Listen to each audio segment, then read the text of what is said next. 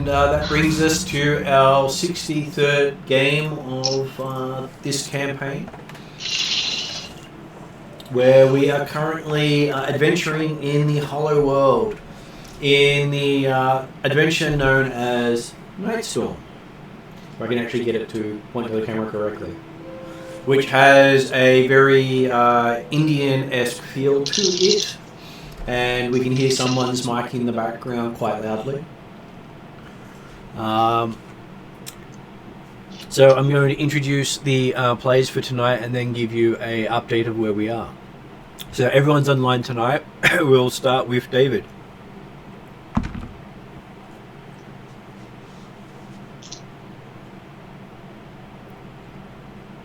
Hello. Are you still on mute, David, or busy? He might be just having done the stop and he's a bit busy right now. So. In which case, we will move over to Jeremy. Yes, good evening all. Jeremy, I'm playing Dimitrios, a young man who grew up in the wilds of Karameikos, the lands that have been taken over from the traditional Chaldean people. He's a true Chaldean in heart, though, although he's recently discovered his true calling and origins as a descendant of the original Hello. Which is not a bad if he believes the advertising of others and himself. Next person we have online today is Emrys.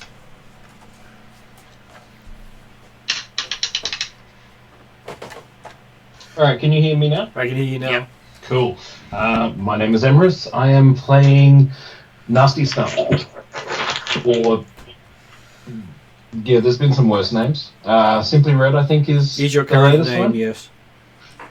After talking to you with your god. Fighter who has found religion once again, and am doing everything I can to bring the gods back, and I guess make myself worthy in the eyes of God. Well, I'm my God anyway. Yeah, well, you have had a personal experience with him. Several. Web buds. And he gave you a good book to read. He did. And next online we have is Martin. Just checking that I'm not muted. You're not muted? So, yes, I'm Willie Toscobble, a halfling from the surface land of the Five Shires, I think. And Darkin. Kind of. Just across the border. And, just down here for a tourist visit. Turned out that we've got a reputation as cannibals. Which is not a bad reputation to have. And I'm sure it's well deserved. And we had some practice dice rolling in the background there. So, next person Can you guys hear me? is Stephen, yes. You can hear me. Yeah. We can now, you're asking. What's the point of the goddamn mute button? Well, it might not be connected properly because, technology does that to you because AI is trying to help. Are you using a mute button off your headphones or a mute button off the Skype? I used the mute button off the Skype and somehow the default setting started off reversed, or my brain just tripped itself over, so whatever. Anyway, back to the game. I am Sir Clovis, a brave knight that rides a griffin, and I hail from Karameikos. I am a Karendan, and I have not been alone in this confusing world, this underworld, and I will slay every enemy that comes my way.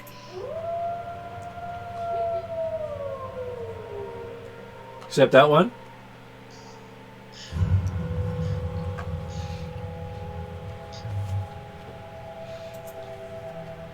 Traditional Chaldean native ready to fight off the usurpers. Well, considering he could help you fight off his own people if you like. I was talking about the wolfhound. Next online we have is David, if he's finished his test. Yeah, no, I haven't. I'll check in a little bit later if that's alright. That's all good. Okay, so a bit of a update to where you are. You have you had originally been taken on a mission for Redrian to look into some missing goblin princes. Since then, you've found and killed them. Well, not exactly to plan. That's a side matter. You're also supposed to find the missing Cenotaph for Galantry. Haven't found her yet, but you have a good idea where she is now.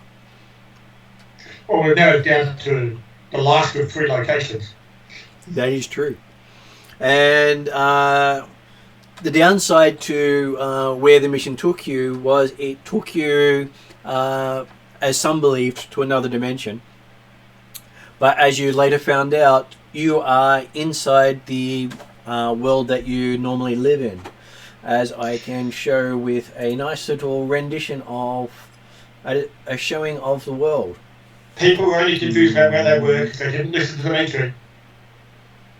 Whereas you are actually in a hollow world where the inner center of the world is a sun. And you've been exploring this area trying to find out what had happened. As it turns out, the gods had gone bye-bye during some of that time. And you've been trying to figure out what happened when you were contacted by one of the gods known as Simarak or Asterius, depending on which religion you talk to.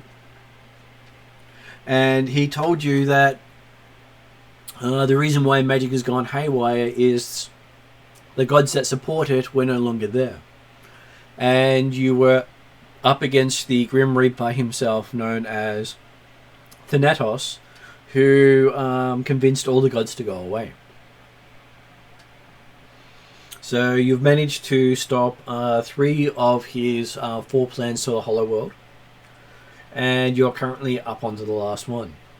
To have a chance of stopping it, you have to, you had to stop a mirror floating around the sun that corrupted the magic of preservation that holds societies in the state they're in. Which is both a good and a bad thing, because characters don't like the spell of preservation, but you don't really want to upset the gods when they come back by breaking it. The second step was to stop the mining of the world, so the inner world leaked out to the outer world, because one of the goblin princes had been working towards undermining the bedrock in which you actually live off. And a third one was trying to break the spell of preservation by wiping out a culture completely in one go, which would have worked if you hadn't have intervened. And thankfully, Dimitri saved a culture that believes he's a god. Or at least the son of a god. Yeah. And quite understandable too.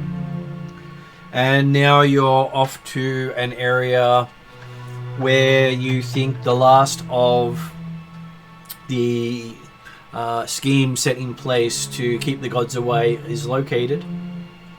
And to access the place you need to get 3 things. You need to get the fangs of a white viper. You need to get the of a white cobra. Sorry. You need to get the sweat of a beggar king. And lastly, you need to get the diagram of the Yogin. And doing so, you got these from Chatterjee, the person from your visions, who basically pointed you in the direction of these things that he needs you to seek out. He says that the man known as Amvarati has knowledge of the mantra that you need to find. But it's up to you to get the sweat from the beggar king and the fangs of a white cobra. Yeah. And in whichever way you do so is up to you. Well, I might suggest the Fangs or the Beggar King first because I only got halfway through reading the storyline for the Major. I think the Fangs sounds like great fun. It sounds like the Fangs will be the each one they come across, depending upon how literal the idea of a Mega King might be. So, when we were talking to Chatterjee after the we rescued him from the statue that came alive at the temple. I tried to kill him. Did we get any more information or explanation as to why or how the statue came alive and was trying to kill him? You had not known you had evacuated to the merchant you had met earlier. Yeah. And Chatterjee was willing to wait there until you gathered the components. Yeah, but Chatterjee didn't have any idea as to why things happened at the temple that did. Is that right? He believes the wrong gods are involved. Yep. Which means basically one god's involved. You only have 2 currently of your 166 pantheon available to you. That's right. And one of them we don't want.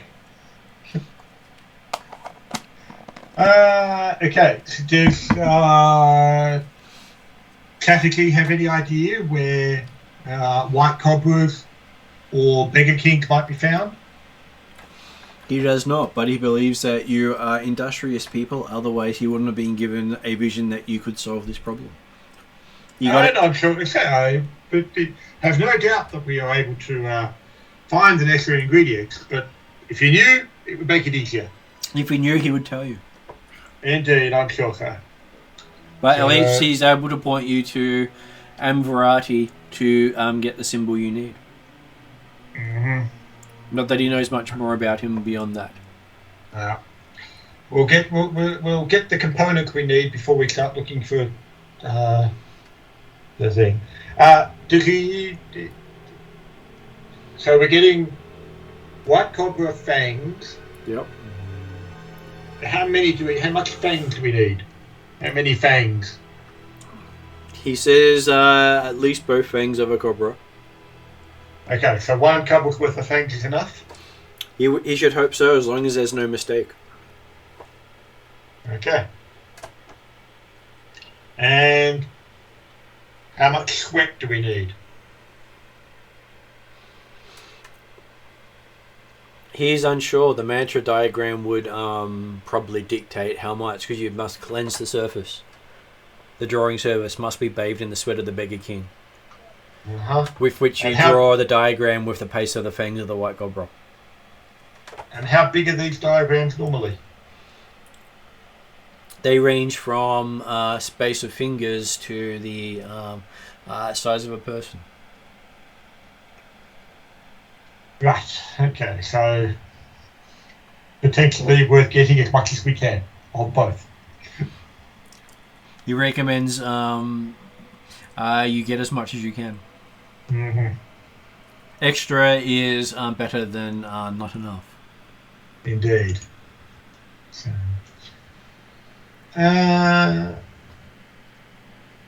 okay.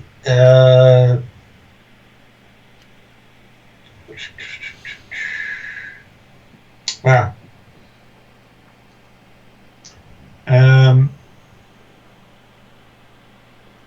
Considering the inspiration for this setting, Mm-hmm. I can't remember in the description because we were walking through the city and or from the port and things like that we'd come from. Had we seen many snake charmers? You probably had, but considering how packed the people are, it would be fairly easy to say that there were the sounds of people playing music that could quite be taken as snake charming music as you think back. Mm-hmm. Like it was more the idea of, okay, yes. Have we seen any cobras in the time we've been in the area so far? I will give you... White or otherwise. I'll give you a insight check. You might remember. I think Demetri was too busy being a priestly class. Where am I? Insight +5, 8. Hey, Dimitri, I'm sure it was something that the others were paying attention to while you were finding out the more important things. Yes, we were. Or just being more important. So how did everyone else go for their insight check to see if they noticed the Cobras? 4. So I'm not very insightful. So Simply Red wasn't paying that much attention either. Which I was is probably reading Oh, my no, scenario. I got a 23. yet apparently Willie was noticing. Willie remembers seeing someone with a white snake not too far away. No worries. And does he remind you or point the cat list apart that, hey, there was one down the street? Yeah. Yeah. Perhaps the white cobra will not be so difficult. So you'd lead them to this person? Yeah, I'll lead him. Okay. So Willie leads you through the crowds. You find yourself before a thin man wearing only a ragged tahati, which is a long cloth worn between the legs and wrapped around the waist. Mm-hmm. 6 cross-layered on a dirty blanket, pretty much so.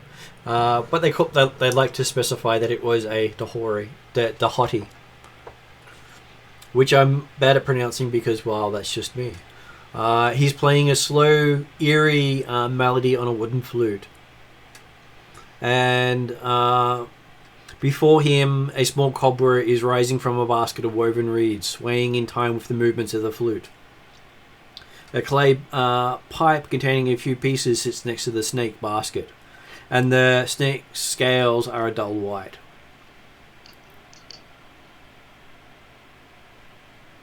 Shouldn't we ask him if he... Because usually snake charmers de-teeth the snakes. So is it a white cobra?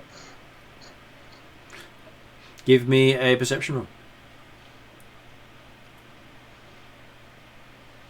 That's 18. Okay, looking at it, it looks to be a chalky white substance on a dull grey. Oh, so it's a grey snake that's been painted white. It's an imitation white cobra. Right.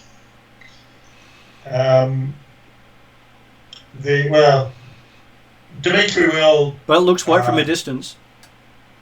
Dimitri will wait for a little while at least to see whether or not the performance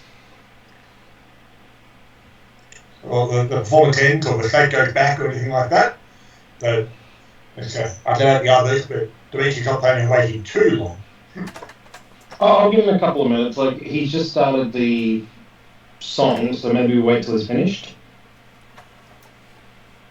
So, as he's playing, behind you hear a voice. A fascinating display, is it not? From a rasping voice behind you. And you see a short, fat man wearing a silk suit and a cloth turban. With 2 beefy thugs. Don't look as beefy as Playman, but they do look beefy. With bald heads and grim expressions, flank the fat man. Mm-hmm. Has he actually got much other audience? I've been asking this gentleman. As this gentleman's shown up, the crowd has dispersed. Right. And has the snake charmer reacted to the gentleman's arrival? He's continuing to sway to his music.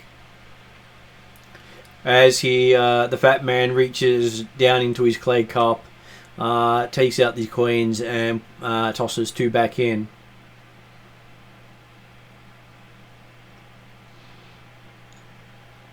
Can I chuck a couple of gold in? You can throw a couple of gold in. It seems to be full of copper at this stage. Hang on. Yep. So the fat man actually took money away and then put a bit back, was it? Yeah.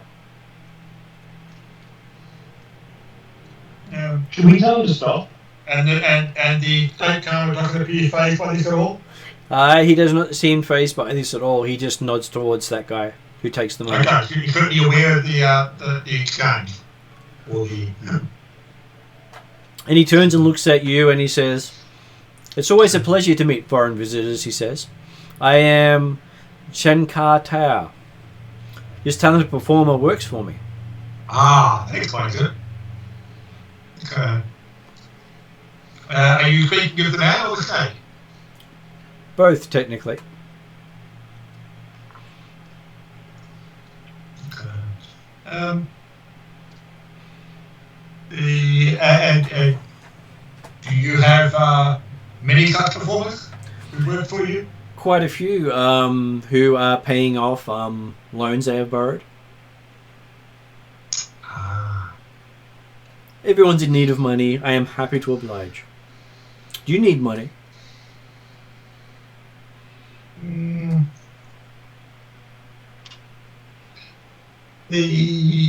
Well, money is always advantageous. How much would you like to borrow? Yeah. Would you be interested in exchange at all? Depends. What are you wanting to exchange? Well, it's the sort of thing that I am a successful successful holy man myself that finds myself in need of local currency. Well, I have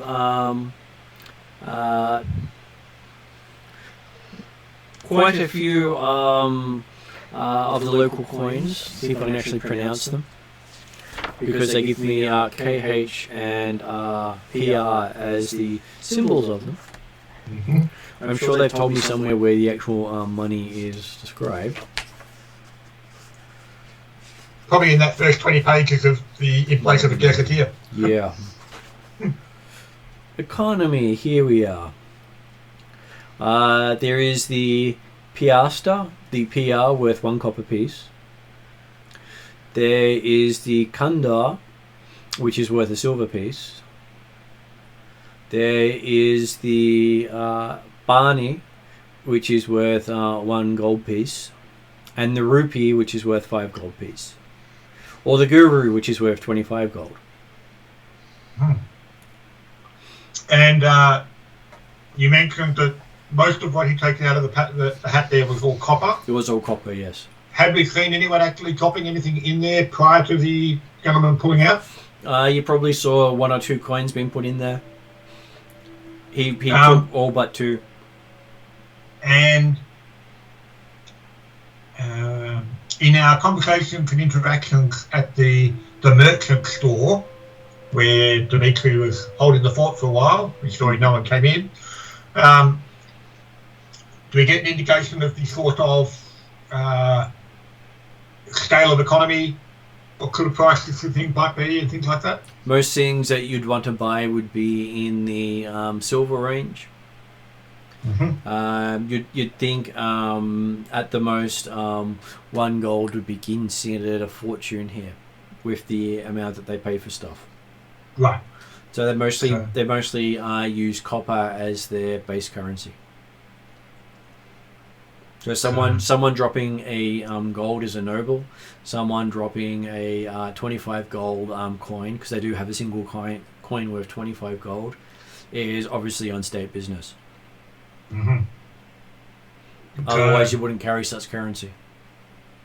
Well, I will pull out, say, a dozen silver and a couple gold. Mm-hmm. Okay. Yeah, so you have the opportunity to exchange appropriate value for this? He says he can exchange 2 of your gold for silver, if that is your wish. For appropriate and silver. The silver approximately would be of equal comparison? Says yes, 10 pieces of silver is the same as 1 of your pieces of gold. Yes, no, I meant like one of my silvers is effectively the same as one of their silvers type stuff. They're happy if it works that way. They look fairly similar in size and shape, and they seem to have a mix of coins as well. Okay. It's almost as if their coins are made up of every culture as well as many iterations of their own. Mm-hmm. So, well, perhaps if you could just convert a couple of these silver into the copper then, just so that I can spread it to those that may need it. He's able to convert 5 silver into 50 copper. Cool. So, I actually had some copper, but I didn't pull it out initially, so it's okay. He has no problems being in exchange for that, for such interesting people. Mm-hmm. What a charmer. Well, you've obviously got money on you, so he is playing nice. That's right. Anyone who can pull coin out on the street and still have that coin after he's pulled them out is obviously someone to be worried about. Or someone they really need to meet in a dark alley. Because there might be a lot more coin to pull out. That is true. He asked what he can do to earn some of the coin you just exchanged.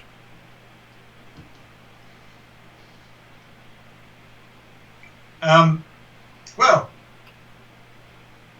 you mentioned you have a number of performers working for you. Do any of them work with true white Cobras? Just white. I noticed that you are perhaps provide some makeup for some of your performers.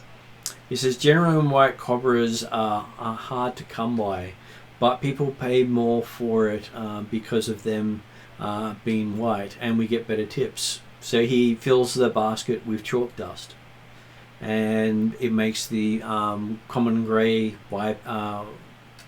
vipers look like they are white. But if you could find a white viper, he would be happy to pay you 2 silver for finding such a healthy specimen.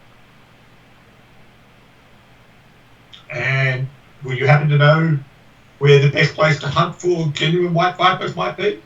Unfortunately, he does not, but he does recommend asking at the workers' quarters, looking for Bahar Juar, the finest guide of all of Dahastria.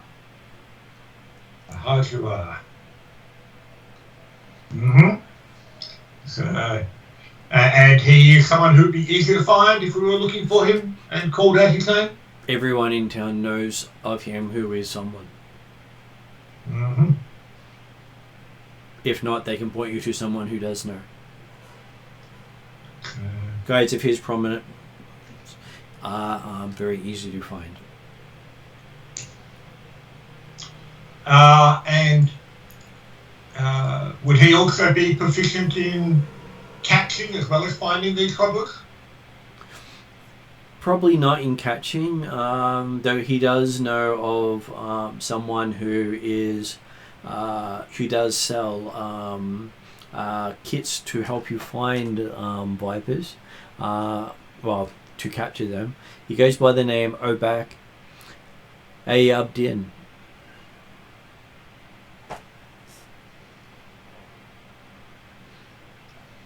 Mm-hmm. And he has used him in the past when needing supplies to catch snakes.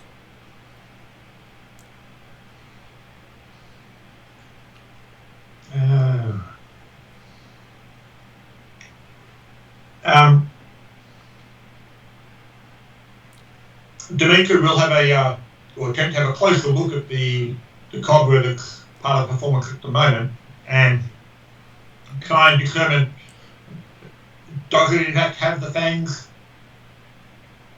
in it present at the moment? Give me a perception. Or is it something that got mentioned that, was that a player knowledge or was that character knowledge that mentioned they usually cut the fangs? It was player knowledge that they usually cut Okay. the fangs. I'd make an investigate roll. Investigate. Where am I? Come on, let's do this. Yeah. 15.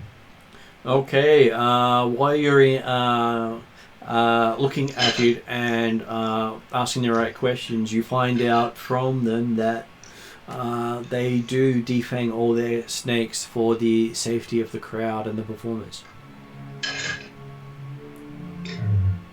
So what do they do with the fangs? Throw them away. Will they be defanging anyone soon? It depends. If you bring them some snake, they would happily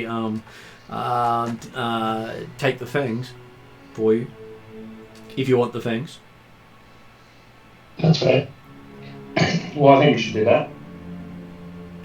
Well, certainly if we can find them, that will be potentially an option. Because he says, pointing at the performer, he's happy to have his man here remove the fangs. He does so for all his snakes. Well, if we can find a suitable performer for you,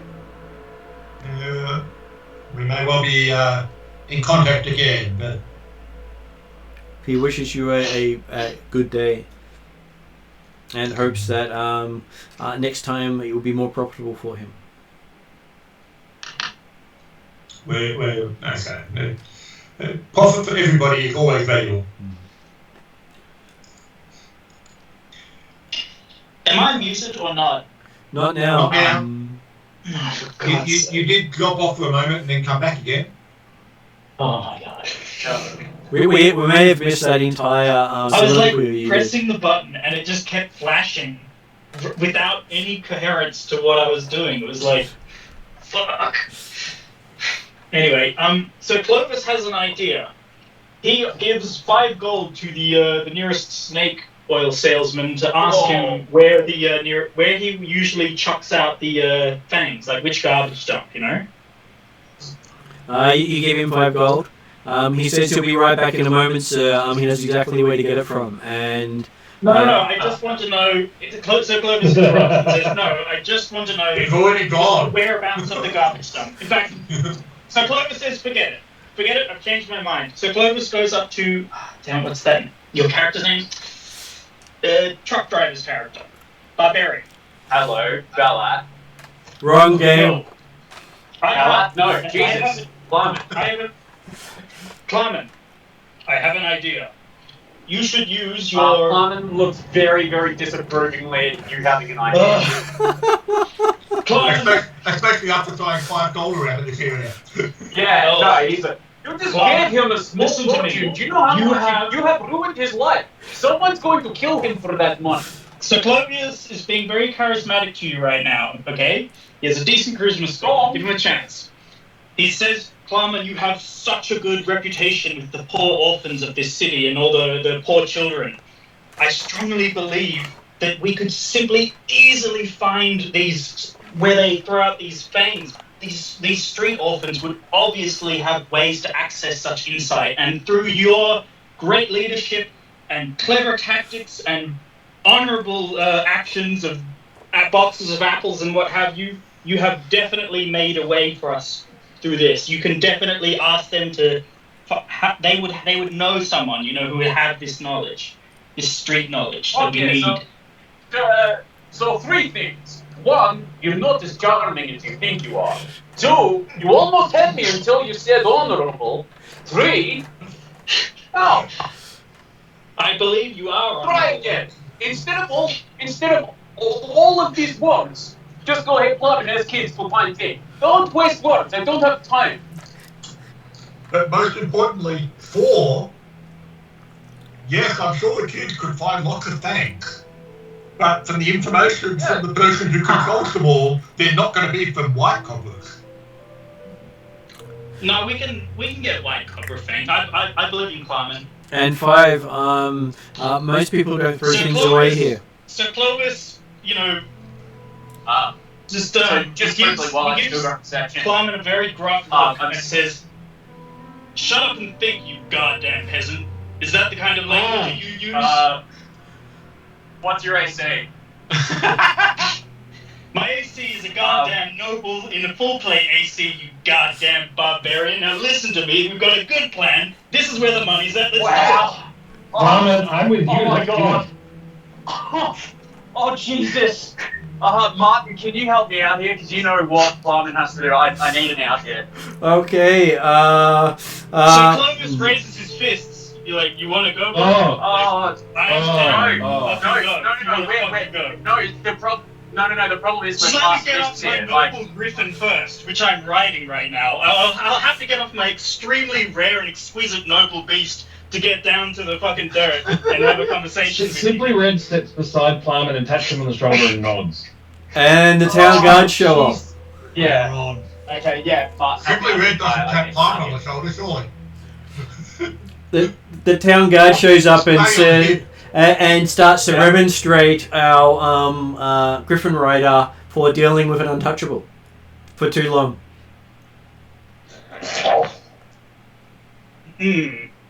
He says, why have you been in conversation with such a person? You're obviously not of a noble background that you've claimed. If you're willing to insult, let alone fight someone beneath your station.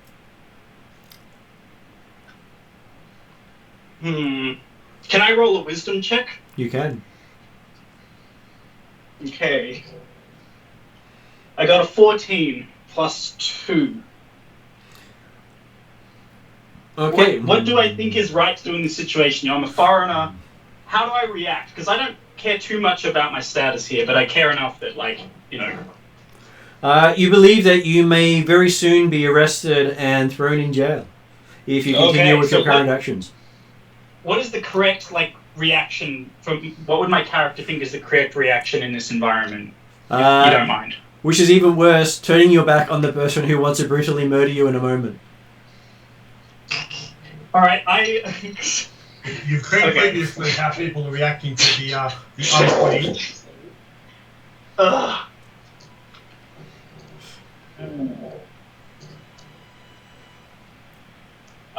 Barman views both the Griffin Rider and the guards. Because I've just stopped him having a brawl, which he really wanted to do. Yeah. No, as a player, I definitely didn't want to make that roll. But the character did. Yeah, absolutely. Can my character just so roll you're a history aware- check to try and compare this culture to get an idea? Because my brain isn't moving right now. I'm like, how the hell do I manage this situation? Do I need to? What do you guys think? Does my character need to interact further, or is it from where you come from? You're used to that kind of cold shoulder is not appropriate. From your culture, that's not what happens. From this culture, that is what happens. Yeah. So Clovis is just going to sort of sit on his griffin and just look noble and just hope that works.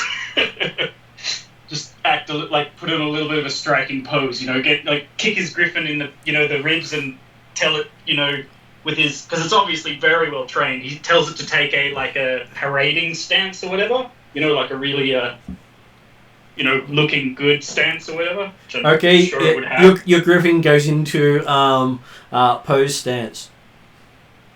Cool.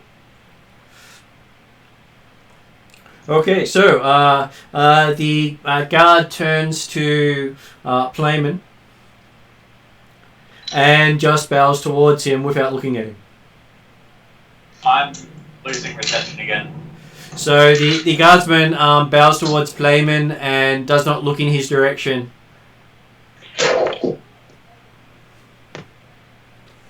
So David will be back when he gets reception again. And he seems to have understood that fighting right now would not be great.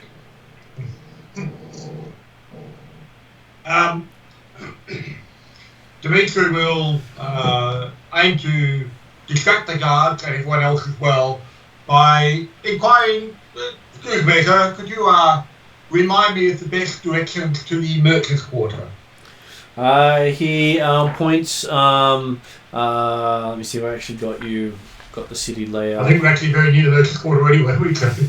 I'd say the merchant's quarters is not very far away from where you I know are. we're in the artisan, weren't we? That's right. Yeah. So you can pretty much cross the street into the merchant's quarters. Because the closer you are to the city centre, the closer you are to all the quarters. Obviously, yes. So, yes. Okay. So, directed to try and find an Obak Abdin. Oh, he says you should see him near the temple. He has a trolley with a flag of a snake. Thank you. Hopefully the recent disturbance at the temple won't have distracted his endeavours. He's there every second day. The guard says as he wishes you good day, also not looking in your direction, and bows in your direction. Well, that's right, I was looking above him. So. And he moves on. And I will turn off down in that direction, and with that way, get out with my retinue follows. Okay, so I'll follow along. Your retinue does indeed follow, though not thinking themselves as such. You see a guy standing behind a cart with jars of oil, calling out snake oil for sale. Not interested. Does he have the banner of the snake as described by the guard? He does.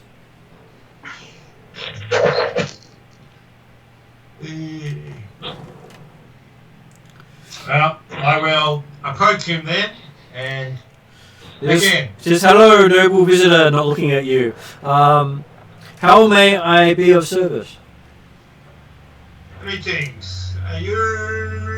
I'm looking for an Obak Adin. That is my name, sir. What have I done to incur such inquiries from one such as noble as you? I was directed your way by Kandaya, implied that you would have appropriate equipment and potentially expertise to assist in capturing snakes, specifically cobras. Yes, sir. I have many such conveniences.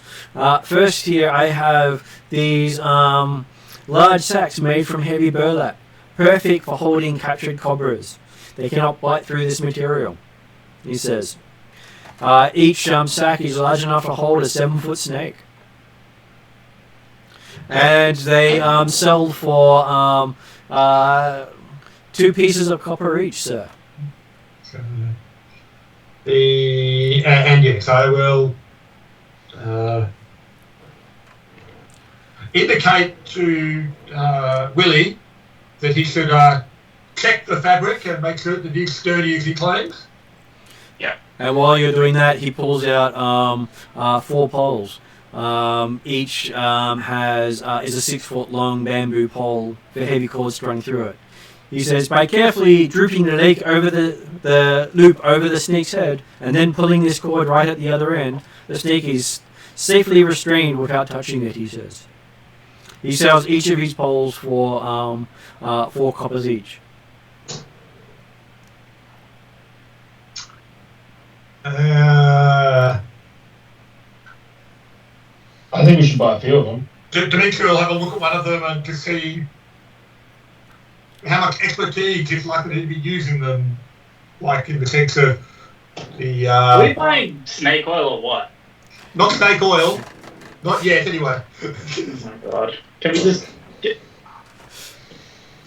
Well, looking at the bag, I believe Willie thinks that, yes, a snake would have a hard time biting you through this. It is quite thick material. The cord and bamboo looks fairly simplistic in design, which means it should work perfectly fine. Yep. And lastly, he says, holding up the milky liquid that he held up earlier. He says, if you are bitten, rub this on the wound and it will make you feel much better. His snake oil. Priced at 1 silver per dose.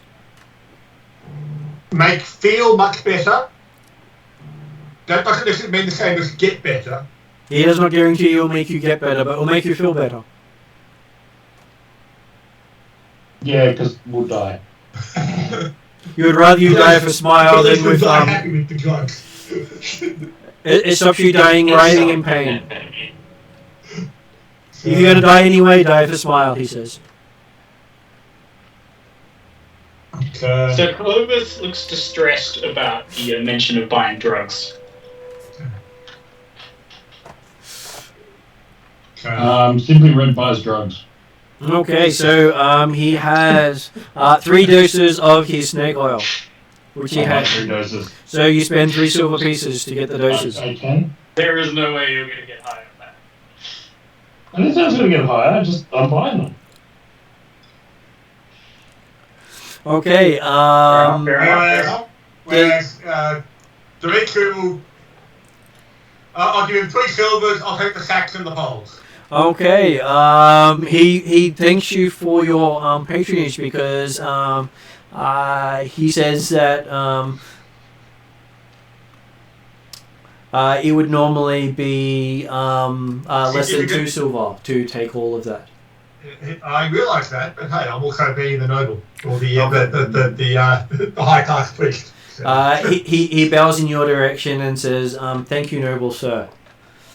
May he know your name so he may tell his friends of your great deeds." Okay. Thank you for your time. We'll be on. Okay. He packs up his cart and starts pushing on, having sold his entire wares. One moment before you go. Yes, sir. You wouldn't happen to know a good place to actually catch Cobras and use this equipment? Yes. Specifically white ones. I don't know where to find white ones, but if you were to find someone, I'm sure that Bois would know where to find the white Cobras. He's the best guide in the city. But Cobras are normally available along the riverbank. They have little holes there, and they can also be found where you'll find rats because they like to eat rats. Well, perhaps you would be, since you've no further ways to sell, perhaps you would lead us to this guide you mentioned. I would have no problems helping you try to find him, sir. You are paid quite well. He slowly pushes the cart through the city. And he starts asking various people to find out where Bois is at this time. And you find yourself outside of a small but tidy wooden lean-to with a tin roof. So it's near the centre of town because it's a single-storey home. And you see a small man with a thin nose and big black eyes sitting near the entrance of his place with a pleasant tune while he sits on an iron cooking pot. He says, "Welcome, strangers. How may I be of service?" Okay. I'll flick a silver to the merchant as he's walking away, saying, "Thank you for your service." He bows again to you and heads off. I hear or understand that if one was to look for white cobras, you're the man that will take us there. I am the expert in all things of this city, but my fees are 2 copper per hour with a minimum of 12 hours work. If you can find us a white Cobra, we'll give you 5 gold. He works pay up front. How trustworthy does he look? Considering the snake oil salesman sold you his snake oil, the snake oil salesman looked more trustworthy. Yeah, and you're having to buy from him. We'll get you one That gold is up such front. I love that quote. The snake oil salesman seems Seems more more- trustworthy. yeah. Oh my god. I'll give you one gold up front. The other We're four when in we a find dark, the white dark person. place, my friends. A dark, dark place. I believe what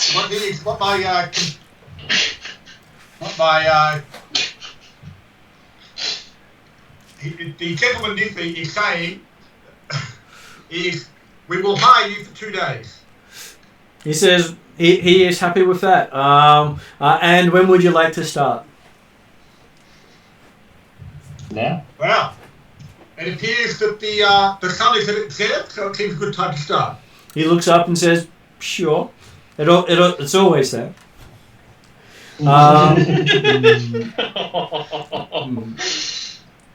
We're gonna die. And he says, "Have you obtained any?" Be aware that if we do not find our quarry within before we return to sleep, then there will be no further payment beyond the initial offer. The faster we find it, the faster we're done. All done. So The day's wasted. he laughs. He says, "It's always day. How can it waste?"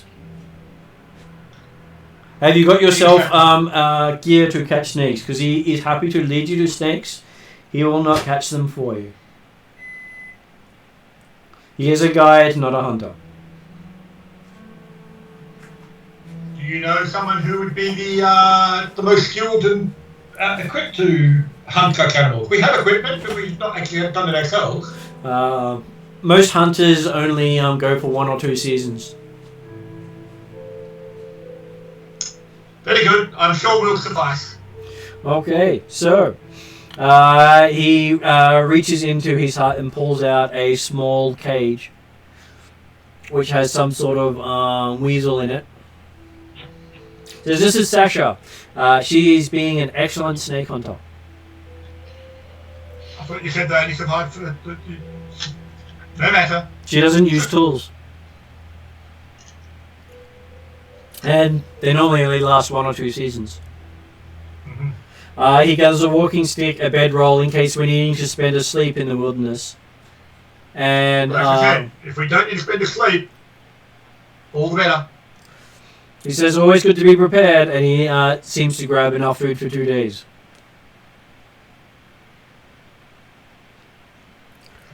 The animal inside the cage looks to be 1.5 feet long and a mongoose. Well, noting the gear that he's grabbing to take with us, we might go back via the merchant shop and pick up any bits and pieces that people want to grab from there. So, He knows a shop if you need to buy some gear. we have our equipment stored.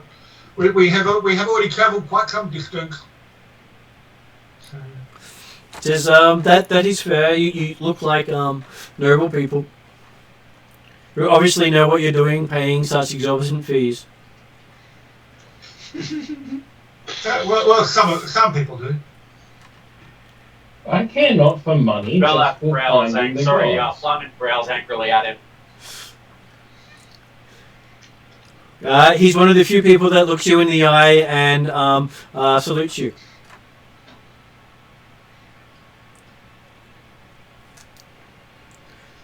In a city where everyone turns their back on you, it is a strange feeling that someone actually looks you directly in the face. Demetrius suddenly thinking this guy is supposed to be merchant class, isn't he? Not unclean. But he doesn't do it for long. The thing is, you can interact with the unclean, as they say, as long as you don't spend more than a few moments doing so. Yeah. It's that most of the people get so used to not doing so, they don't actually interact with them at all.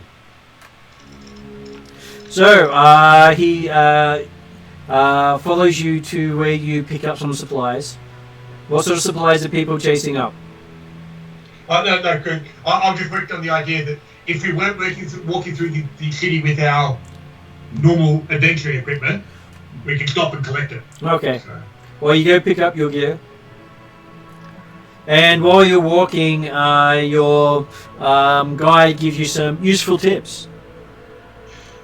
He says Dimitri's always happy to hear information. Many people are mistaken. He'll provide information in return as well.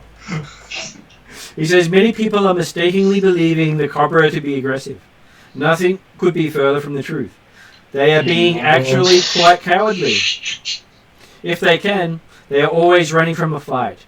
Ever seeing a Cobra flare its hood? It does not mean anything. It's just the Cobra's way of bluffing.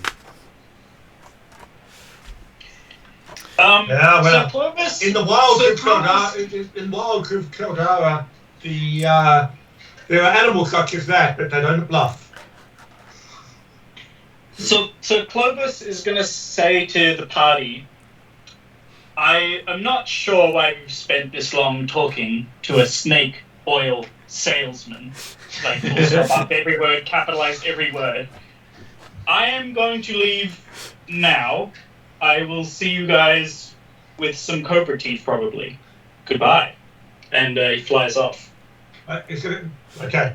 I'm curious at the sense that he apparently was happy to follow along with the snake oil salesman until we found our guide, who was not the snake oil salesman, until the guide started talking, and then he flies off. Well, he has trouble telling these foreigners apart. I'm not going to lie, you got me there. I thought we were still talking to a snake oil salesman. It just... Because the guy is just really sounding like a snake oil salesman. That's what my intuition's telling me. Well, they told you the oil salesman seemed more trustworthy than this guy. God damn it! So Clovis is going to find that apple stall, and he's going to buy 3 crates of apples and look for the street kids. Reputation be damned. Okay, you find the biggest apple store of the city. Alright, so... They have apples the size of watermelons. Hey, Mum. Yep. You know exactly what I'm doing when he's doing this, right? Doing it... Don't. Chasing down the kids and keeping them right by the way from Ciclovis. So the kids are following Playman still. And also spending some time doing what he originally wanted and asking them about white cobras. The kids tell you about the different performers using white cobras that they've seen around the city, which sound very much like the guys with grey cobras using chalk. No information on where the white cobras might actually be, or anybody who would know where they are. Most of them say that the person who knows many things, it goes by the name of Bahar. He talks much and isn't particularly useful. Is this the guy that we're currently dealing with? Yes. Yeah, right. At which point you hear him talking on to the others. There are a few creatures more poisonous than a cobra. Even their babies be killing you. If you get bit, you're feeling dizzy and sick in your stomach for about 10 minutes before you're fainting. In another 10 minutes, you're being dead. And you're forgetting about sucking out the poison. It is only taking about 1/100th of a drop to be killing you. And you're not able to suck it all. 10 minutes?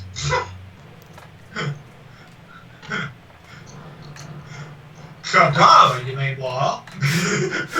Because you're fine there, if you last 10 seconds, you're doing well. I know, some people think poisonous creatures will take hours to kill you, and some people go, oh, visit Australia, that's nothing. Hold my beer. Okay, so while Playman is talking to the kids, they do not actually give you any more information than what they gave you, unfortunately. And while our Griffin Rider is talking to the guy with the huge apples, You are able to buy apples the size of watermelons. What do you wish to do with these apples?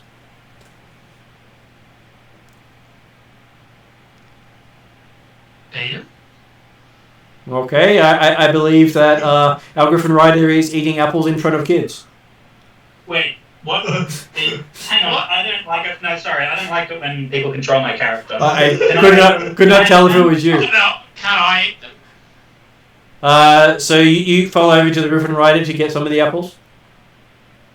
Yeah. Yeah, one of the kids standing around you is apparently a party member. I'm confused. So Clovis, you turn around to give the apple to a kid, and you notice that Willie has wandered over to get an apple. I don't do that actually. You don't? Okay, what are we No, getting? could I take a turn? You can? Great. So Clovis is an expert investigator. Mhm.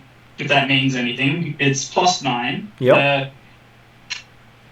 Does buying the apples confer an advantage on an investigation roll to find out where these teeth might be found? I think I might be the party's best investigator. You can ask the shopkeepers. You can spread money around town asking people for where you might be able to find these things. But Alright, so Clovis is going to ditch the whole, talk to the kids thing since that's Clayman's deal. And he's just going to go with the second recommendation you made. But Okay. the thing to With an remember, of course, 18. With an 18. the thing to remember, of course, is the fact that all of the Cobras that we've seen in the city, none have been white. There are apparently no white Cobras in the city. So whether you find their fangs or not won't make any difference. So Clovis will talk to nobles. He will talk to the richest or the most noble people he can find who would have access to gurus and yada yada. okay, so you start spending time and money wandering through the city talking to nobles and priests. That will take your character a while they're doing stuff. That's cool. If the party gets ahead of him, just pay a kid to send him a message or something or whatever. Write it on an apple. But remember, our guide had grabbed equipment for travelling for up to 2 days. We're presumably not staying in the city.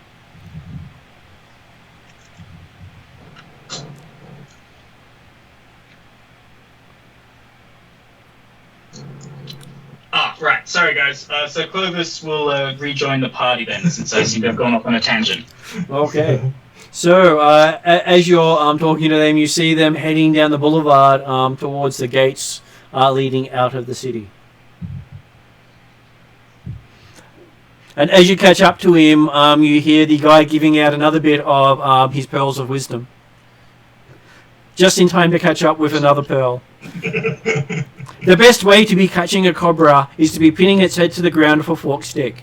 Then you be reaching down and grabbing him behind the head. Hold tight. Then you are putting him in bag. And you get him. But be making sure you're using heavy bag.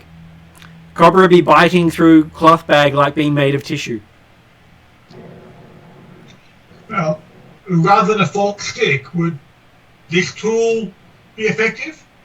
He looks at it going, oh, you've gone for the deluxe tool, I see, sir. We figured it was appropriate, considering we're going for the deluxe Cobras. Well, you don't need to be grabbing their heads as much then, sir. You just loop them and try not to get bitten. Well, it seems to be potentially a matter of keeping one's hands further away from the pointy end. He agrees. He's seen many a bite end in gurgling. Okay, now as we're travelling, do we have any volunteers to turn into a snake that we can practice doing this with? Yeah, I'll do it. Yeah. Plum and look immediately to what the artist formerly known as Simply Red. If only you had a druid. I will. Well, we can turn into a snake. Remember? Everyone except Dimitri can all turn into flying snakes. Large flying snakes, but yes, flying snakes. So I would like to turn into a large flying snake and then roll around and wrap my wings up so I've Possibly after we get out of the city somewhat, I think. Oh, that's no fun. Yes. God, that would be incredible. Dimitri's not mentioning anything along these lines until we're out of the city. Fair enough. Okay, so many hours walk to the edge of the city. He takes you down to the riverbank and says, after you have a rest, he'll be happy to show you how to find the holes where there be cobras. If you want to practice with your sticks, now would be the time.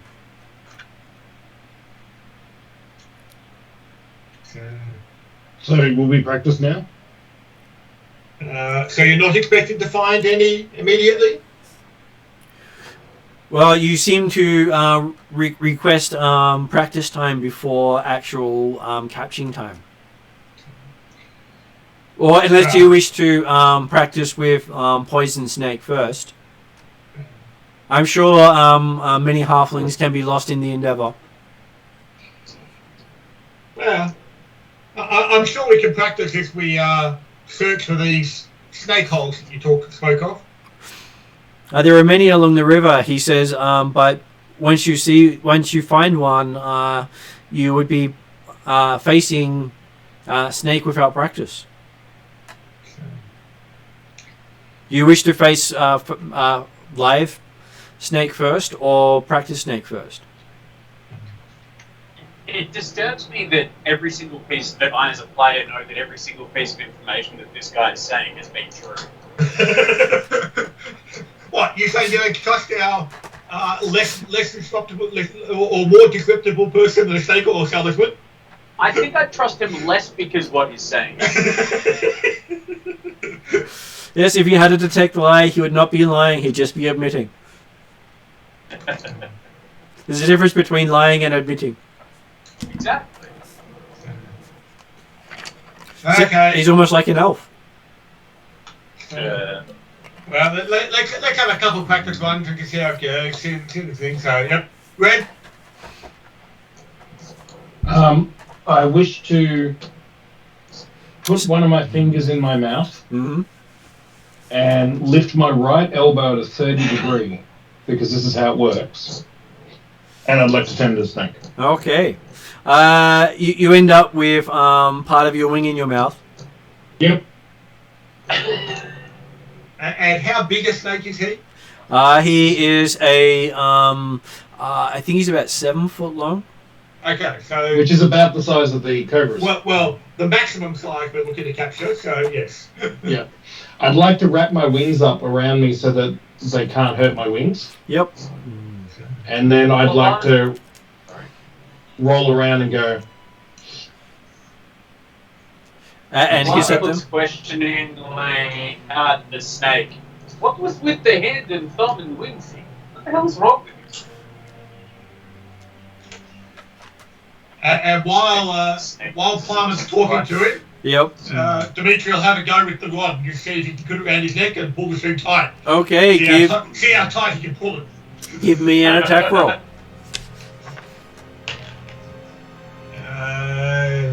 It's a 9 on the D20. What am I modifying with? You get to add dexterity and a +1 bonus for the tool. Pure dexterity bonus. That makes a total of 13. What do I get to roll? I get to check it against your armor class. 16. As a bird. The snake bird. As in your feathered snake. Yeah, alright, let me look that up. There's a snake thing. Let's see what happens. Coatl? That would be it. Yeah, Google's wonderful. Yeah, you miss.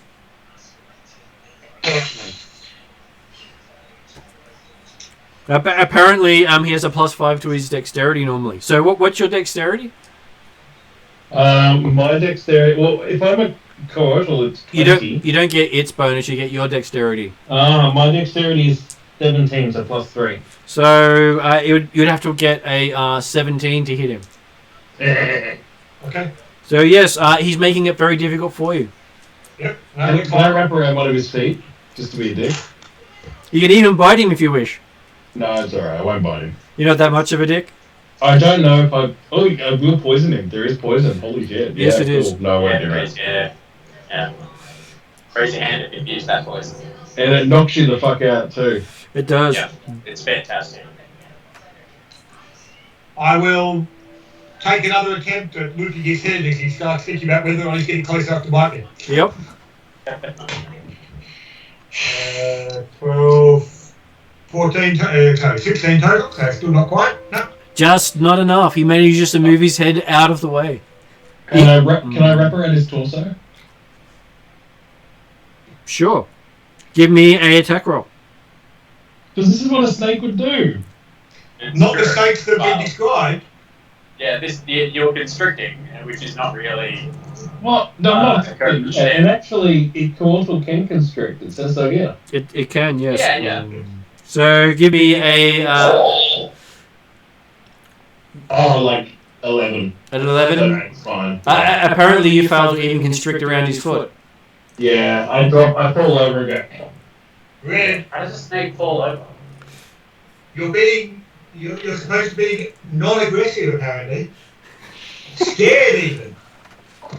Yeah, that much I don't believe it from Yes, I snake. don't think you are looking at this right. Like, I'm quite happy not to bite you, but they're gonna try. Also, I'm curious as to how a snake falls over. In a splat. Okay. Kind of coils sideways and then missteps. Wings out. Look, let's be honest, I'm used to being a halfling. I'm probably scared of that kind of height. Okay, apparently Dimitri gets another go. This time he gets height advantage because you're down. So he gets a +2 on top of his +1. That gotcha. So, There you go.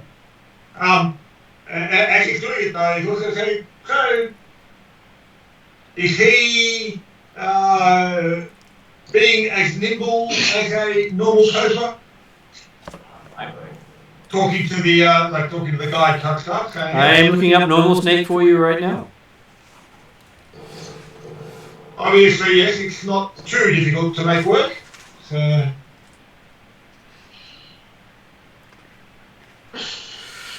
I'm sure they've hidden that under, calling it snake because apparently it's not the standard. no, it's probably under Viper. Yeah. Can I just check? Did someone just say they were buying more snake oil? I've got No, some. Oh no, no. what's that? All the snake oil got bought out, so there's no more to purchase. So Cobras has 2 potions of antitoxin. We don't need any gear. Let's just go get the snake. We're already out the city. I will tank it. I will tank that shit. Oh fuck. We're already out looking for snakes. Damn it, I'm lagging. So he is not quite as nimble as a snake, but he is harder to catch than a normal snake. Very good, yep. Is anyone else giving a test run with these sticks? Yep, I'm gonna give it a go. I have a question. Does standard antitoxin work on like this kind of thing? You could bite someone and find out. Are you talking about the antitoxin we picked up from the No, man's the Griffin dude. So he's got Well, you currently have telepathy. You can ask him directly. But also, is he talking about the antitoxin we picked up at the man scorpion's lair? No, I think he's got some separate stuff. Okay.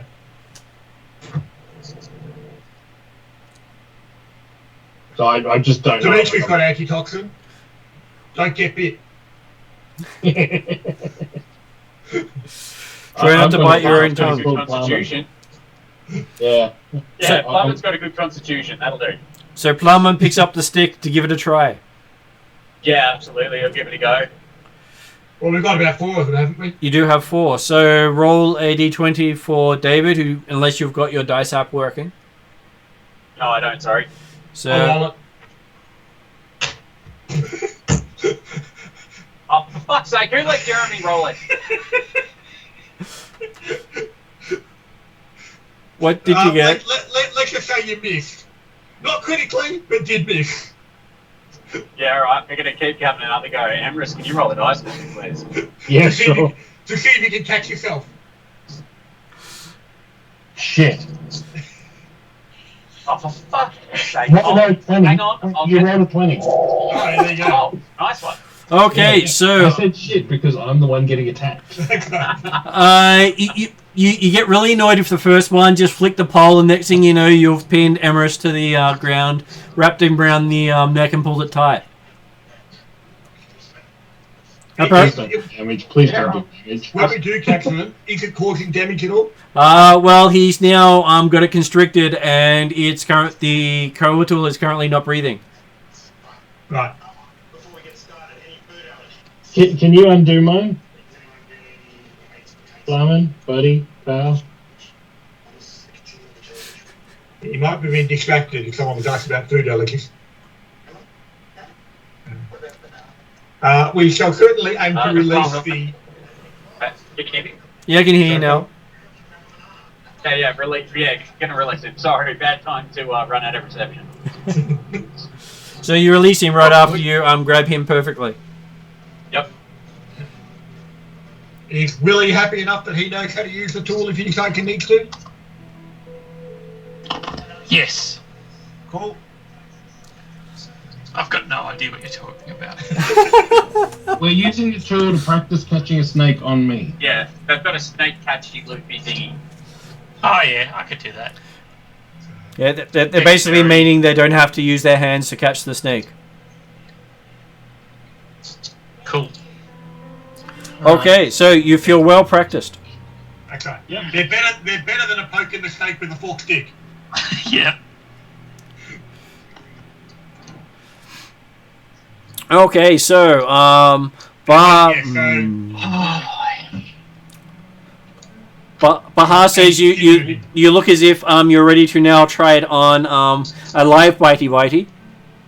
So I turn back into a people. So let's be simple enough to use. looking for the right size layer to try on. So he takes you down the riverbank, and within about an hour, he finds a 4-foot diameter hole. And he says, "This be a Cobra lair. Not be knowing what color, but we soon be finding out," he says, as he sets his cage down. Are we expecting it's likely to be a white cobra along this area of the riverbank? He say cobras all live along this riverbank. We shall find out what color this one is. Okay. As you see the mongoose dash in. Okay, so Moose gets bitten and dies. I'm assuming the mongoose is not normally designed to capture them alive. mongoose scare him out. Ah, okay. Or kill them, one of the two.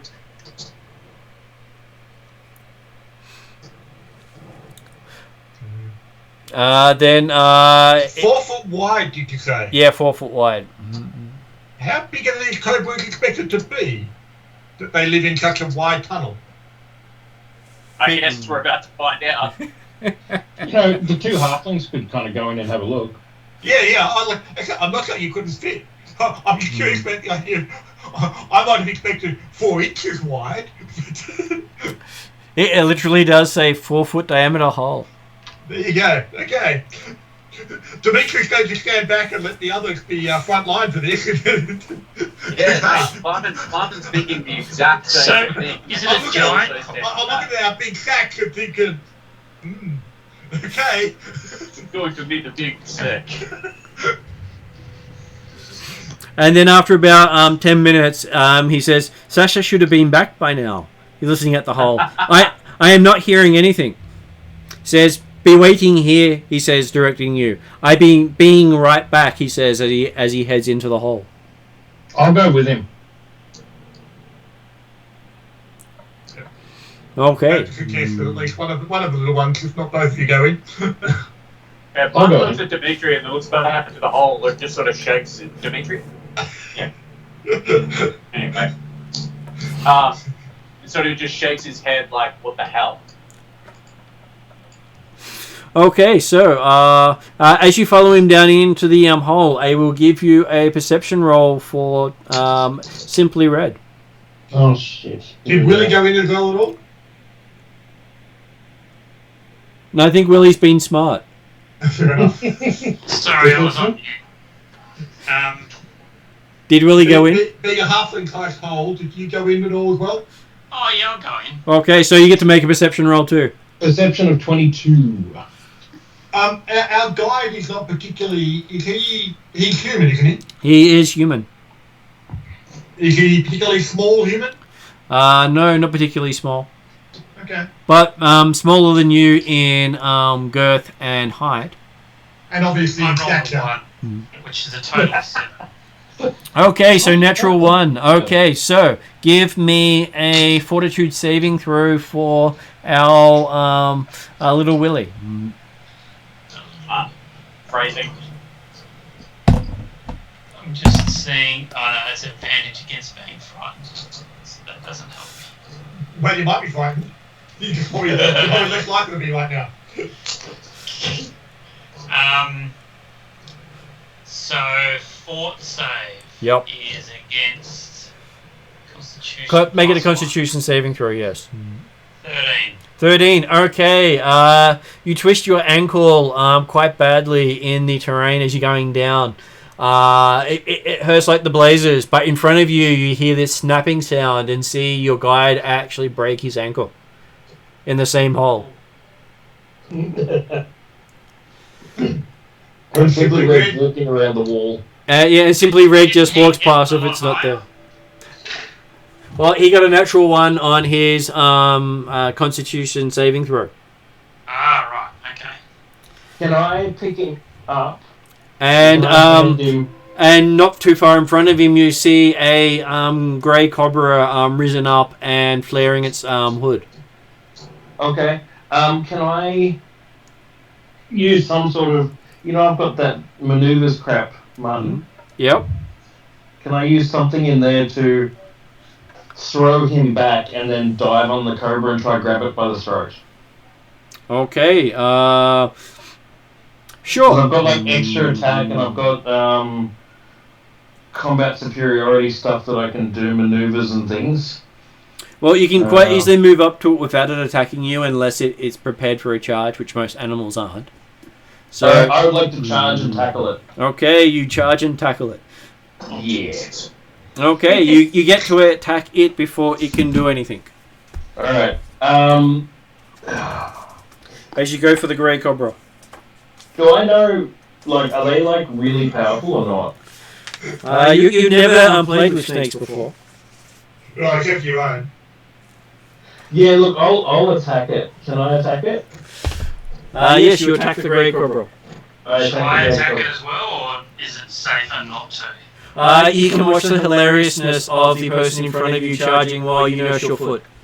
There's a 22 hit. Okay. A 22 manages to hit as you grab the snake. That is... But he broke his ankle, is that right? The guy broke his ankle. The guy did, right? So 13 damage, piercing. Yep. So if you could And be then somewhere down here. 19 to hit. Okay, so you snap the neck of the giant snake, Cool. and then you notice its baby is beneath you, looking up at you. Again? I grab the babies aren't going to attack me, are they? Oh, really? Did you listen to the guide? Oh my god.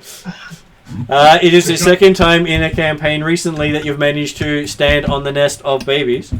Yeah, except last time my wolf did it and I, committed genocide. And you've just taken out the mother.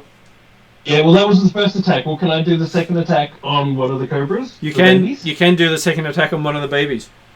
Alright, it's a 21 to hit. That's a hit. That's 18 damage. It is splattered all over the room.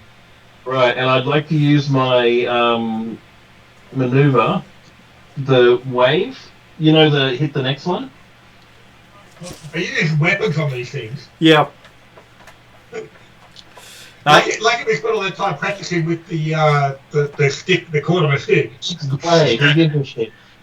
So anyway, it was grey, right?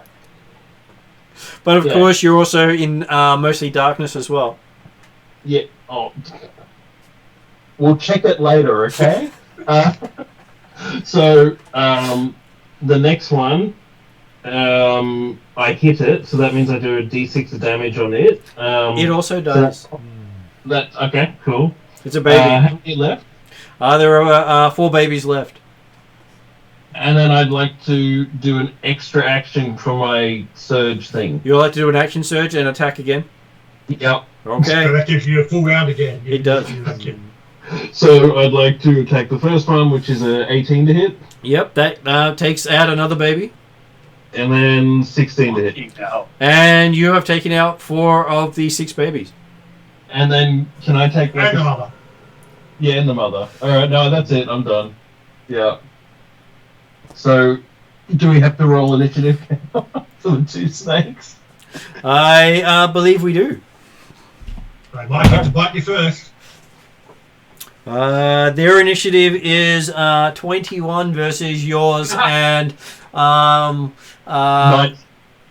and what is Martin's initiative if you'd like to pipe in or just watch? I mean, I would like to try to get one of these snakes without killing it. But they're baby. So you're going to try and catch it with the hoop on a stick? Yes. So give me an initiative roll to see if you get in before Simply Red. It's a 16 plus 5. 21. So I'm happy to give you first action. Okay. You can try to capture one of the baby snakes at the feet of Simply Red. Alright. And I got a 15. Either that or slip it or grab one of Slippy Red's feet and knock him out and tip him over. I'm not going to No. raise the head to a cripple. You managed to perfectly grab one of the baby snakes, leaving one left. Okay, so we've got one, and it's alive. Yes. Wait, can I suggest you take 2 steps back as part of your action, so if it strikes me? Well, he's able to pull it away from you in the same action. I'm just making sure that he steps back because the other snake's about to attack. He's got it at the end of a 6-foot stick, remember? Oh, yeah, that's right. Yeah, no, he's worried about the other one. I can safely step away. Yeah, that's what I was trying to make happen. You were at least 6 feet away from it when you grabbed it. See, this is The me length of caring about my party. The length of your bamboo stick. Okay, so what is Simply Red's armor class? 16. 16. Okay, the last one tries to bite you but can't get through your boot. Alright. Is it my turn now? It is now your turn. I'd like to step in and grab it by the throat with a non-lethal attack. Okay. What do I need to roll for that? Give me Dexterity? a dexterity attack roll because you don't get to add proficiency to this. 20. A 20. Okay, you grab it from behind the head. Cool. So is combat over now? Combat is now over. Your guide has a broken You foot. take that, you've got it. Can I grab the big one by the tail and start dragging it up the path? You can, but you'll be leaving the head behind. Oh, I need the head. Alright, can I put the head in my backpack? Yes. And then... Give me a I'll dexterity grab the saving tail. throw. Yeah, dexterity saving throw. 18. Okay, you just miss being bitten by the head as it nearly clamps on you. Ah! Awesome. And yes, snake heads can actually bite you after decapitation. I know that. I've killed them. Yeah, that's fine. So can I put the head in my bag and then You start do. heading up? Okay, so you come out with we have Willie and Simply Red walking out, one with a snake on a stick, and the other one in his hand, and And our guide. and your guide is calling from help from the hole. Can someone go down and get him, please? There's no more snakes. I've handled the problem. Yes. As half will go in and see if he can find him. You find him with his ankle. Looks like it's broken in 2 places. Oh, what happened? What did you do? The halfling's fault. He stepped in the wrong spot, and the halfling ran into him. Right, so he brought out the wrong snake. That means you're useless. I might just leave you here. So if you help him out, he might be able to point you to where you want to go. Well, the way I see it, the only way you get back to town is with my help. So, how about you find the white snake, white cobra within end of day, otherwise we leave you here to be eaten by snake. He says if you can get him out of this tunnel, he will point you to where you might be able to find a white snake. No, you will show me exactly where it is, not point to. He can sit on the griffin. No. I'm just making sure that he doesn't weasel his way out of the words. No, that's fair. But what I'm saying is he can sit on the griffin. I really care what he sits on. He's got a brokey. Oh, okay, I'll drag him by the brokey. You will find white cobra by end of day. Yes, he knows of where white cobras can be found living under a tree known as a religious shrine. He never be going there, but he not know much about it. He know where to find it though. Okay, what happened to your little tiny mousy friend? He sighs. It obviously didn't find snakes. Not good snake finder. Maybe snake find him. Maybe. He literally said good snake finder like 10 minutes ago in game. When he didn't find the snake, it's now a bad snake finder. I thought he said no in Snake. snake. Actually put it down, didn't it? That's right, yes. Yes. When it finds a snake, it's a good snake finder. When it doesn't find a snake, it's a bad snake finder. And until he tried to find a snake or not, it starts off as good. Yes. Like a new one because the other three died. Climber will very ungently drag him out. Mm-hmm. He would genuinely carry him, but this tunnel's a bit too small. So he's probably got to work bumping his head anyway. Okay, so he is quite pained, and he thanks you profusely for helping him out of the hole. More so than that he actually seems genuinely thanking you, no matter how much he hurt while you're doing it. Well, Can I grab a stick and cut off a bit of rope and do a bit of triage on his ankle? You can. No, don't worry about that. I carry you. Yeah, just it'll be good to like put it in place and stuff for him. It's a comfort thing. Give me a medicine roll. Simply's not a medicine person. I 17. It is. This is a new app. I like this. 17. Okay, you seem to manage to actually follow the instructions Simarak gave you in the setting of That's bones. right. was going to say, he claimed to be a surgeon, didn't he? If you wanted a doctor. Oh, that was it, wasn't it? That's right. Yeah. I'm over that. I'm better. I'm a better person now. You're no longer a doctor. And he thanks you greatly as his little mongoose shows up. Holy shit, he lived! He puts him in the cage and turns to Playman and offers you Satcha as thanks for your saving him from Hall. Hell yes, I'll get that pet mongoose. Yeah, absolutely. It And doesn't mean I won't leave you behind if we don't find Cobra. If nothing else, Wall could use some food. Exactly. You get the feeling he was intending to take you on a couple of days' journey, getting paid for multiple days, until he hurt his ankle. But hey, he already been paid for a couple of days. So. But he was hoping to get paid more by the money bags who offered 5 gold. That's right, yeah.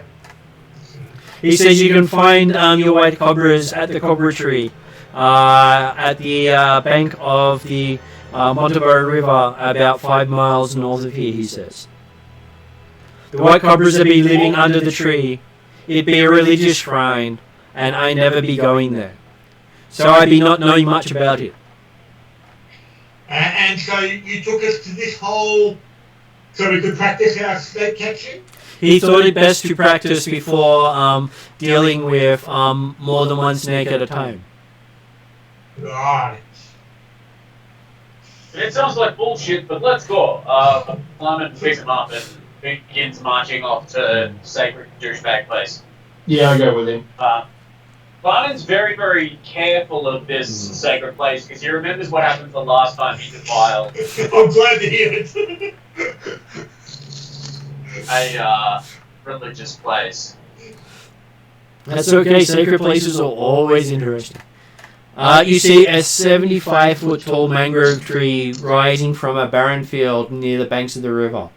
The water is so polluted with raw sewage and rotting garbage that the smell is horrendous even to Playman, who has lived amongst his tribe people, and their degree of hygiene is nowhere near this level.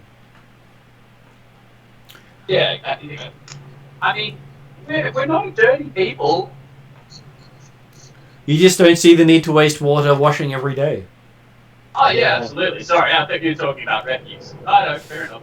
Yeah, it's like I'm a pirate, so I'm used to smelly people. And the Etrugan people also don't wash every day, they wash in dirt because dirt's clean. It's part of their culture. Exactly. But as you look here, you see just filth in the water itself and people drinking from it. Is this the sacred place? The tree itself is a sacred place. And there's a whole bunch of people around? And from the rise of the hill that you're on looking down at this tree, you can see 12 large white snakes at the base of the tree, with a dozen men and women sitting in a circle around it, staring blankly at it. And around them, about 200 odd people staring past them at the Cobras. Oh, great. Demetra will ask our guide, you say this is a religious place? He not know the god. Many gods, many touched people. These people touch too much. Do these people present their wisdom in the city at all, or do they only come here? He not know much about this place. He just think they crazy. Well, I mean, he's not wrong. Again, he tells the truth. No money in staring at tree. He not come here. You go for a swindler, you're pretty honest. Why swindle with lie when swindle with truth so much more cost effective? Oh, I can't argue with that. So I'll turn to Plummet, and can I just say, shall we just ask this out and walk down there? Look, I don't like fishing with a religious site with a whole bunch of people around. It never ends well. So how many snakes did you say there were? You can see 12. And how many people? There are about, I think, probably say about 24 odd men and women sitting in a circle around the tree, and right. Around that a crowd of about 200 people standing. Okay.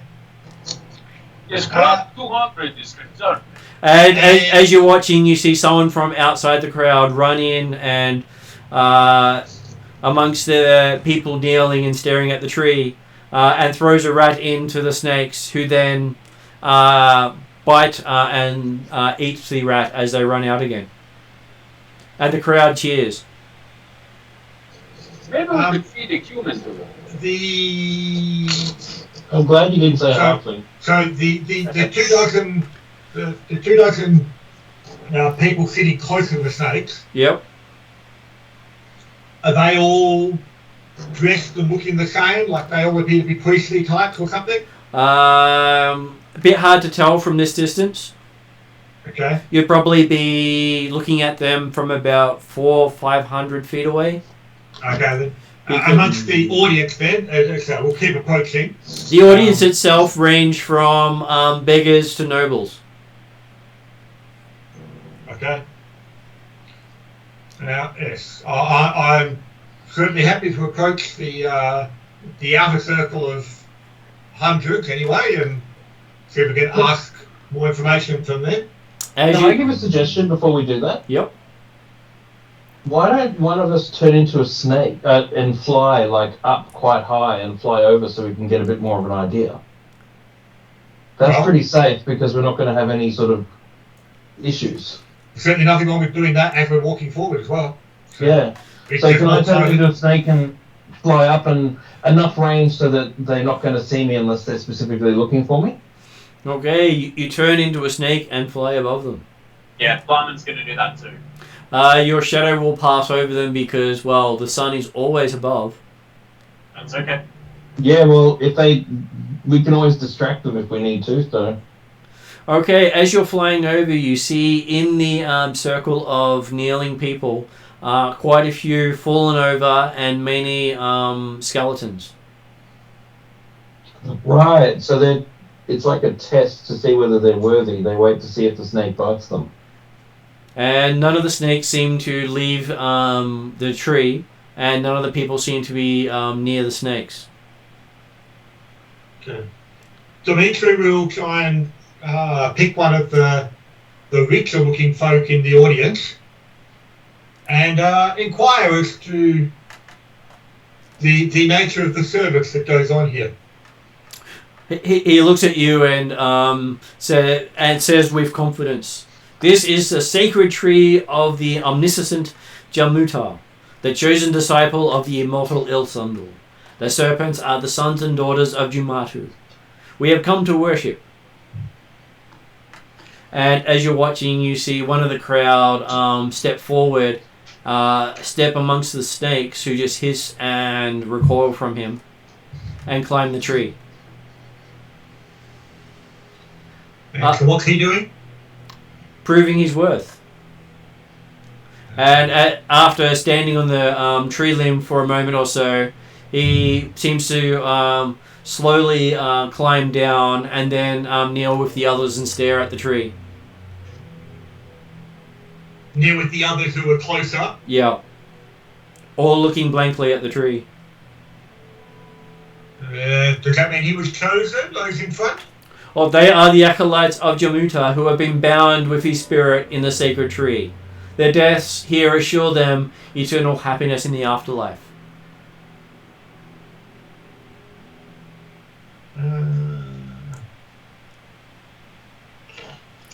Dimitri's going for a religion check. Yep. To see if he recognises the immortal Jamuta.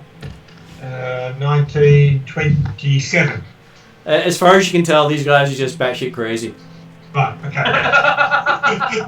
Again, our guide is correct.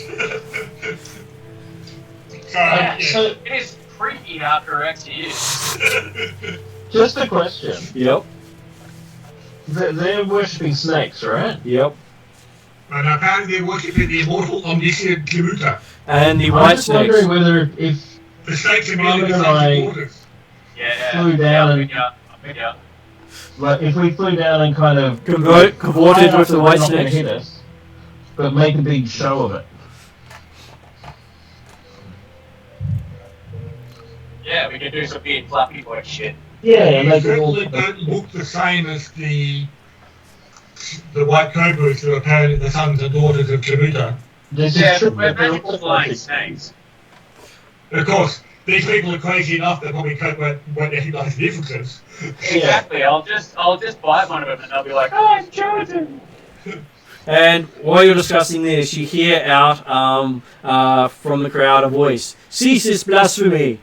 You must leave this evil place.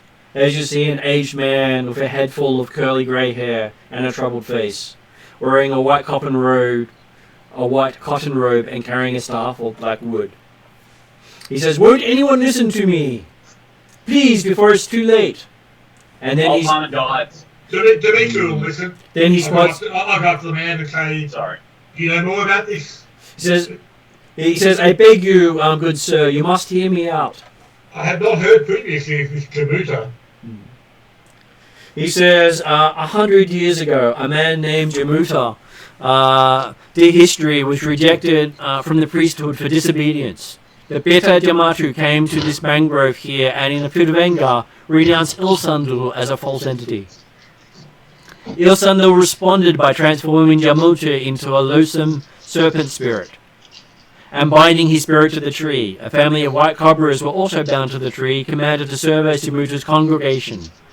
As the old Cobras die, the offenders take their place. Over the years, the legends of Jamuta has become corrupted by a cult of well-meaning but misinformed followers. These believers that Jamuta promises them eternal life, when in fact, he delivers nothing but an empty death. And looking at this guy, and again, religion check, 16.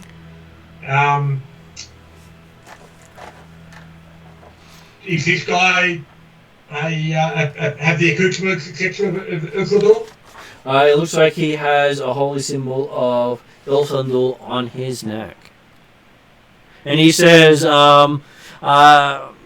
"This is a false patron you worship. Watch and I will demonstrate how one who knows the true Ilsandul can resist the law of evil Jumatra," he says as he starts walking towards the tree. Dimitri will walk forward as well, just to get a closer look at what's happening. Basically to the front of the crowd, rather than necessarily in front of into the 24 acolytes or whatever. Yes. 25 acolytes now, isn't it? Give me a insight roll as you're staring at the crowd. 15, 20. You can quite easily tell that the acolytes are starving themselves of water and food until they die, staring at the tree. So it seems that the skeletons on the ground are not died of snake bite, they've just wasted away. The ones that you can see that are dead have died of malnutrition. Or just starvation, to be simple. Most of them look like they're malnourished anyway. And as he climbs the tree, and he sits on the branch for a moment, then his eyes seem to go lifeless, and he crawls down the tree and then kneels with the others staring at the tree. And the crowd cheers again.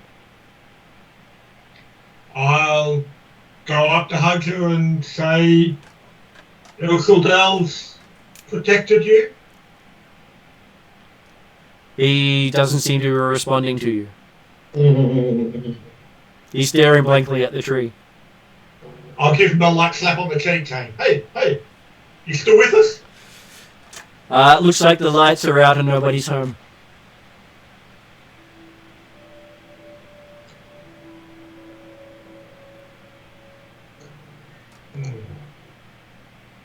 Alright, well, I think we need to, the people lined up, they're not particularly well armed, are they? Not particularly. No, I don't think they're going to attack us. I think they're all mind controlled, so... Well, I mean, the ones that aren't mind controlled apparently seem to be happy enough when people go into the snakes, so we can probably go in and just try and catch them or kill them, or whatever. So there's 12 of them. There are 12. You know, if we all went in, we could take them. Well, are we trying to capture all 12 alive? No, I reckon like 2 or 3. How many sacks have we got? 4.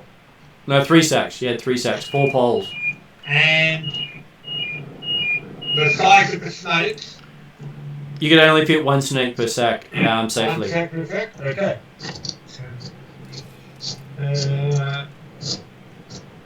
Well, do we want to kill all the snakes? Like in the sense of, yeah. We'll aim to capture 3, put in the sacks, but do we want to kill the rest? Well, why don't we do it a little bit differently? So, who's going to try and capture the first one?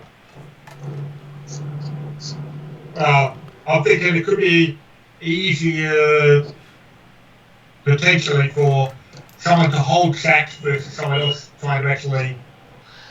Well, what I was thinking is if we had one person try, one person with a sack, and everyone else armed with, like, held attacks ready to defend. Mm-hmm. Do you know what I mean? Yep.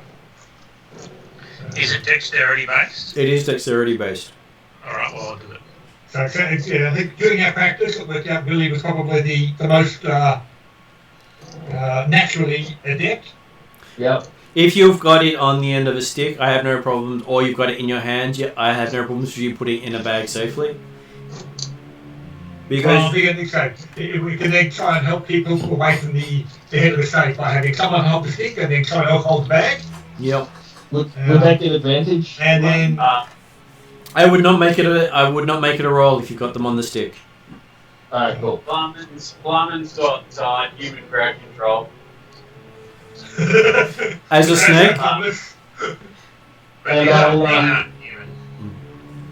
I'll defend the I'll have a held attack for any, like, whoever's grabbing the stick, so Willie. But it sounds like I don't even need to make an attack roll if someone's happy to hold the... Well, once you catch it with the stick, there's no roll required to put it in the bag. Yeah, okay.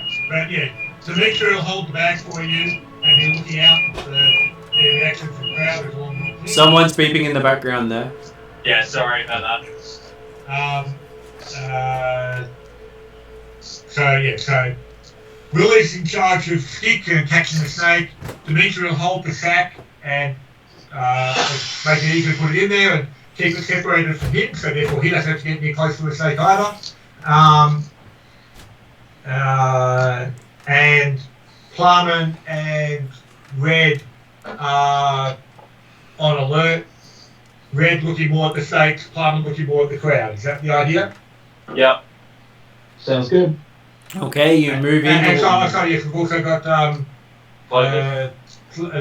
Clovis.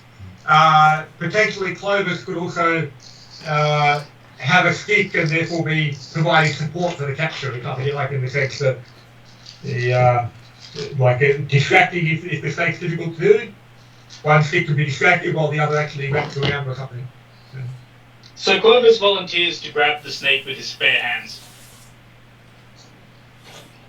Why? I believe. Why have magic items if you don't use them? I believe if you don't use them. But I'll be able to hit easier because you've got like 8 or 10 dexterity versus 20. And like I say, I'm thinking the fact that, well, the stick is somewhat like the latch that you used to use it. All you need to do is wave it and keep their attention while Willie will lasso the snake. Yeah. But if you're playing the distraction, and you can attempt to grab it if you wish. Fucking Leroy Jenkins in there. Mate, fucking antitoxin, like. Yeah. Stacks of magic items. We don't need to use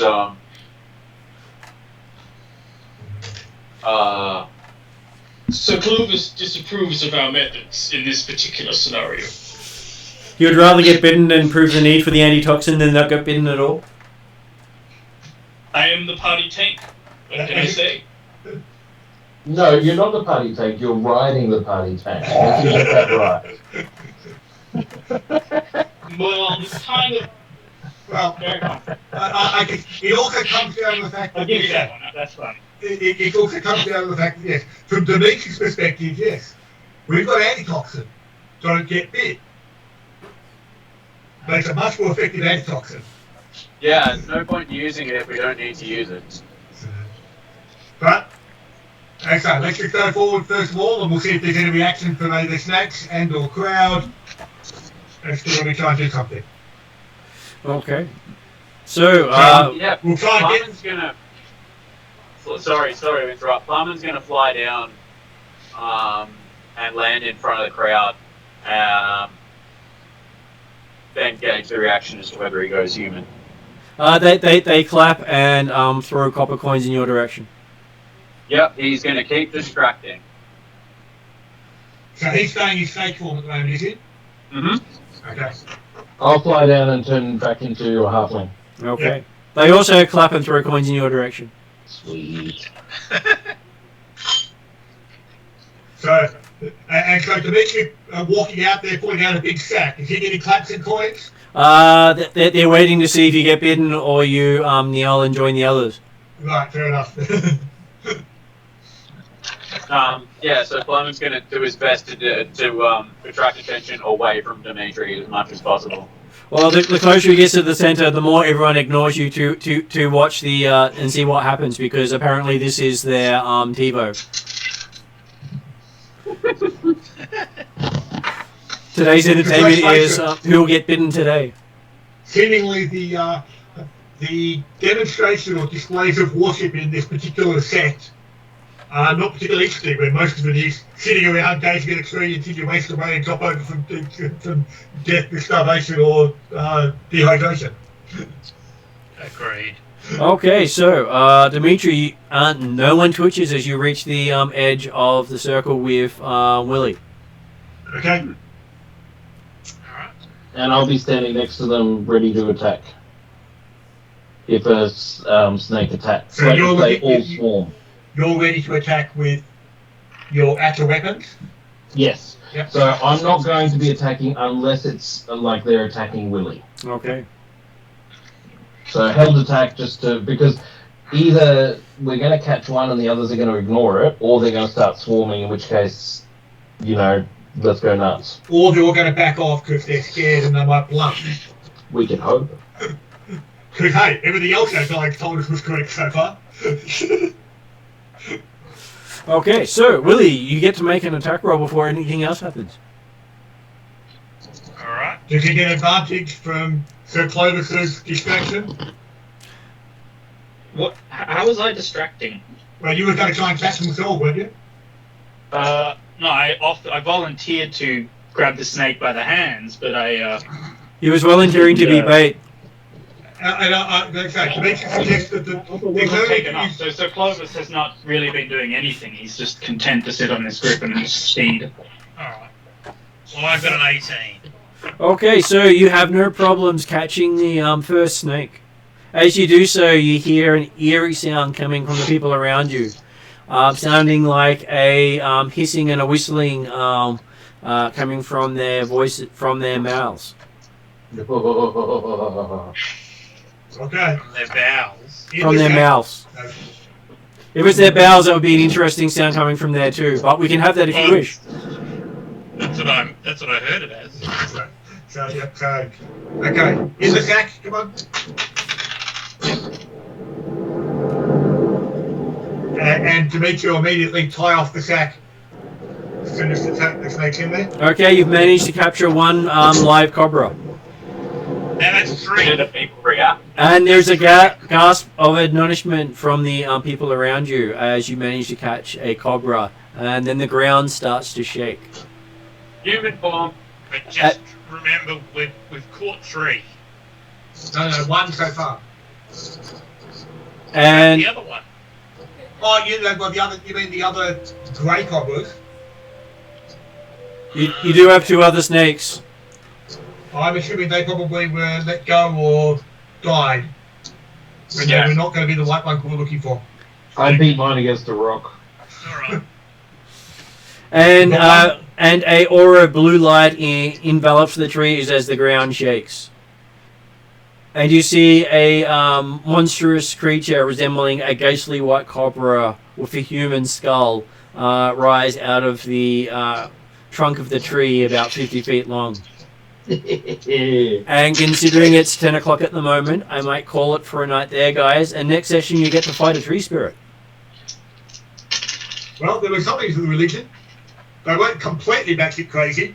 They just batshit crazy because they were worshipping a non-immortal, omniscient tree spirit. Wait a minute, just a question. Yep. Didn't Dimitri think they were full of shit? Absolutely. Dimitri knows everything. What's wrong with you, dude? What do you mean? You're losing your Dimitri touch. thinks he knows everything. No. He's told me on several occasions that he knows everything. Yes. So I'm a bit worried. Can we, like, when we come What are you back... can we suggesting do a that he check? doesn't know? Well, that's the thing. Now we have to worry. But what evidence have you got that he doesn't know everything? Because you said they were full of shit, and now the spirits come out. So obviously they weren't.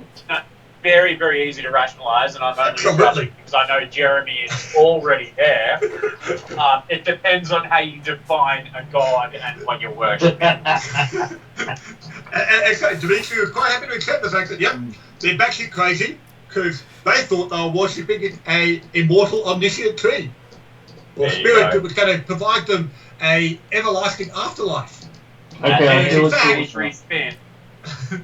I feel assured now. It's okay. The world is right again, and so is Dimitri. Thank you, Dimitri Daddy.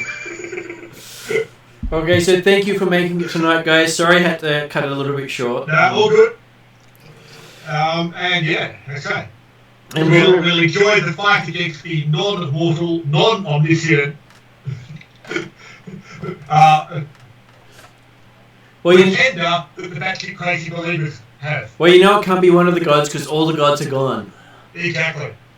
Or at least, even if it was, he came up with one that was worth. Except for Dimitri. Lock it up. Okay, then. I'll see you in a fortnight. Alright. Night.